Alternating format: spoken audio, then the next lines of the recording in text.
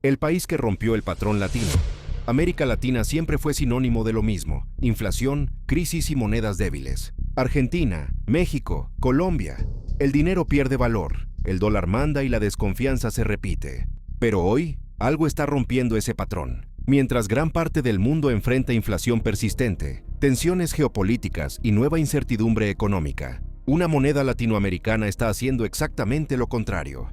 No es suerte, no es un rebote temporal, y ocurre en un país con caos político permanente, presidentes que caen y escándalos constantes. Un país que en teoría debería ser frágil. Entonces la pregunta es inevitable: ¿cómo puede una economía mantenerse estable cuando la política parece un desastre? Hoy vamos a descubrir por qué Perú está rompiendo el patrón latino y cómo su moneda se convirtió en la más fuerte de la región. Aquí y ahora, en Globe Untold. Cuando todas las monedas caen, una no. Mientras gran parte de América Latina lucha por contener la inflación, el sol peruano ha hecho algo que, en teoría, no debería ser posible. En 2025, se convirtió en la moneda más fuerte de toda la región.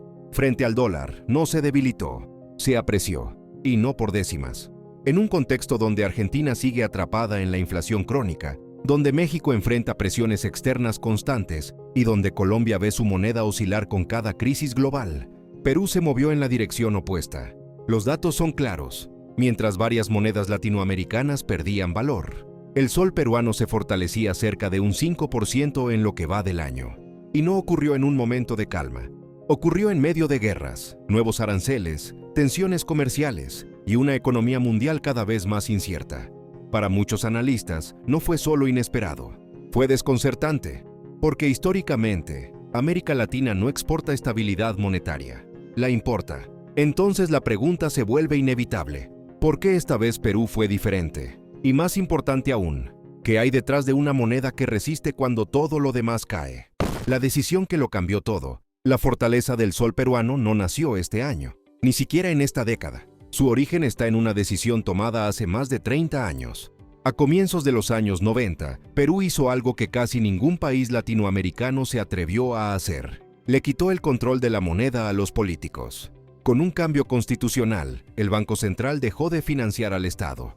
No más imprimir dinero para tapar déficits. No más inflación como solución fácil. Desde entonces, sin importar quién gobierne, el Banco Central del Perú opera con una independencia real. Presidentes pasan, crisis políticas van y vienen, pero la política monetaria no se toca. Eso creó algo extremadamente raro en América Latina: credibilidad. Mercados, inversionistas y ciudadanos entendieron una regla simple: el sol no se usa como herramienta política, y cuando una moneda deja de ser un arma electoral, empieza a comportarse como un refugio. Pero esa no fue la única decisión clave, porque una moneda estable necesita algo más que disciplina. Necesita poder defenderse cuando el mundo se sacude. La estabilidad que nadie ve. El sol peruano no es fuerte por casualidad. Detrás de esa estabilidad hay reglas duras, disciplina fiscal y un banco central que no responde a políticos ni a elecciones. Mientras otros países usan la moneda para tapar déficits, Perú hizo lo contrario, se prohibió hacerlo. Eso creó confianza, y la confianza sostiene monedas. Pero esta historia no es perfecta, porque una moneda puede ser fuerte, incluso cuando el país vive en tensión constante. Y ahí aparece la grieta: inestabilidad política, elecciones que vuelven, decisiones externas que no controla. Porque aunque el sol resista hoy, el verdadero riesgo para Perú todavía no ha llegado. Y lo que viene ahora puede poner a prueba todo este modelo. El talón de Aquiles del modelo peruano. La fortaleza del sol peruano convive con una fragilidad que no es económica, sino política. Perú atraviesa una de las crisis institucionales más graves de América Latina. En la última década, el país ha tenido 7 presidentes. 3 terminaron en prisión. En 2024, la entonces presidenta Dina Boluarte fue investigada por el llamado escándalo Rolex, acusada de recibir relojes de lujo no declarados mientras el país enfrentaba protestas y represión. Meses después, el Congreso volvió a paralizar el Ejecutivo, profundizando la inestabilidad. La corrupción es estructural. Según Transparencia Internacional, Perú cayó al puesto 127 en el índice de percepción de la corrupción, uno de los peores resultados de su historia reciente. El perjuicio económico se estima en miles de millones de soles al año. Casos de sobornos, colusión y malversación afectan desde ministerios hasta gobiernos locales. El sistema judicial avanza lento, erosionando la confianza pública. A esto se suma una crisis de seguridad. Extorsión, sicariato y crimen organizado crecen, mientras el Estado responde con dificultad. Y hay un problema silencioso: el desarrollo no llega a todos. Lima concentra inversión, mientras grandes regiones siguen con infraestructura precaria y servicios limitados. Entonces surge la pregunta incómoda: ¿cómo puede una moneda ser sólida cuando el país que la sostiene vive en crisis permanente? La respuesta no está en la política. Está en una institución que opera al margen del caos. Y ahí empieza la parte más sorprendente de esta historia: el gran plan de Perú para dominar. Mientras muchos países de la región siguen atrapados en crisis internas, Perú está ejecutando un plan de escala continental. Infraestructura, comercio, geopolítica.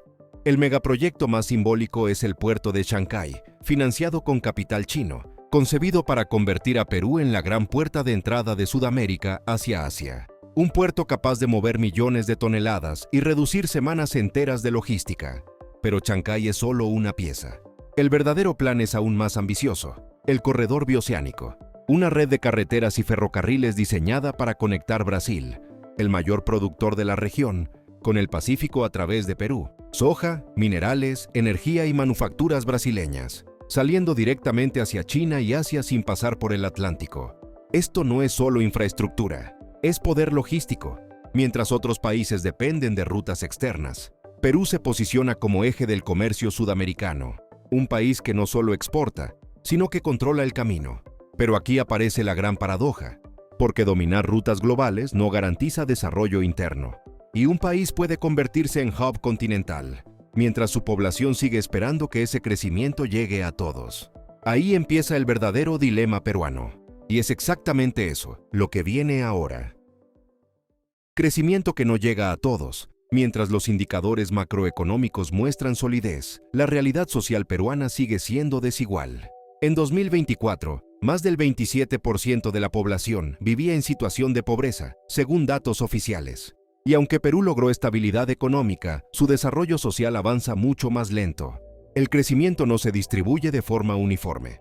Lima concentra inversión, empleo y servicios, mientras amplias regiones del interior enfrentan déficits persistentes de infraestructura, educación y salud. En muchas zonas rurales, el acceso a agua potable, transporte y servicios básicos sigue siendo limitado. La informalidad laboral supera el 70% del empleo, impidiendo que millones se beneficien directamente de la estabilidad económica. Así, Perú vive una paradoja clara: una moneda fuerte, en un país donde no todos sienten el progreso. Y esto deja una pregunta incómoda: ¿puede un país avanzar si parte de su población sigue quedándose atrás? ¿Puede Perú dar el salto definitivo? A pesar de sus problemas, Perú hoy parte desde una posición que muchos países de la región no tienen: una moneda estable, inflación controlada, reservas internacionales sólidas y reglas económicas que, hasta ahora, han resistido gobiernos, crisis y escándalos.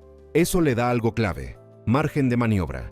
Si Perú logra reducir la informalidad, mejorar infraestructura fuera de Lima y transformar estabilidad en productividad, el país podría dar un salto que América Latina rara vez consigue. No hablamos de milagros, hablamos de continuidad, porque los países no se desarrollan solo cuando crecen rápido, sino cuando mantienen reglas claras durante décadas. Y Perú, con todas sus contradicciones, ha demostrado algo poco común en la región: la capacidad de sostener un modelo, incluso en medio del caos político. La pregunta ya no es si Perú puede crecer. La verdadera pregunta es otra: ¿será capaz de convertir estabilidad en bienestar antes de que sus propias tensiones lo frenen? ¿Hasta dónde puede llegar Perú? Perú no es solo cifras ni gráficos. Es un país construido sobre resistencia. Sobrevivió a hiperinflación, crisis políticas, presidentes caídos y décadas de desconfianza. Y aún así, logró proteger algo que casi nadie en la región consiguió cuidar: la estabilidad. Hoy, el sol peruano no es solo una moneda fuerte. Es el resultado de reglas que no se rompen cuando todo tiembla. Pero el futuro del Perú no se decidirá solo en los mercados. Se decidirá en si esa estabilidad llega a la vida real, en si el crecimiento alcanza a todos, en si el orden económico se convierte en desarrollo humano. La pregunta queda abierta: ¿este modelo podría funcionar en Argentina?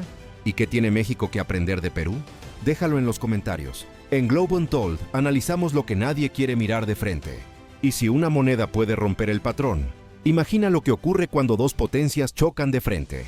México versus España. El próximo video ya está en pantalla.